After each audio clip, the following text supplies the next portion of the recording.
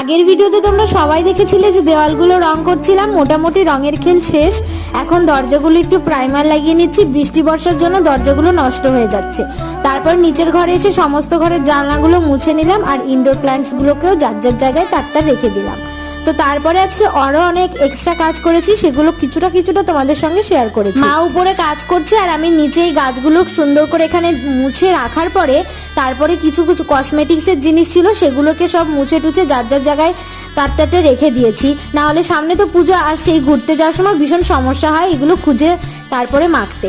সেই কারণে সবগুলো ভালো করে গুছিয়ে যার যার প্যাকেটে তারটা ভরে সাজুগুজুর জিনিসপত্রগুলো রেখে দিলাম। এখানে এগুলো গুছিয়ে রাখার পর আমি স্নান করতে চলে গেছি। স্নান করতে যাওয়ার আগে দেখলাম অল্প অল্প ঝুল হয়েছে, তাই সময় সুযোগ বুঝে আজকে ঝুলগুলো ঝেড়ে নিলাম। বেশ কিছুদিন পরপরই ঝুলগুলো ঝাড়া হয়, তার সত্ত্বেও এত ঝুল কেন হয় বুঝতে পারি না। তারপরে এগুলো গোছানোর পর স্নান করেছি, কারণ এখন যাবো টিউশনে, কারণ আমাদের টিউশনে হবে আজকে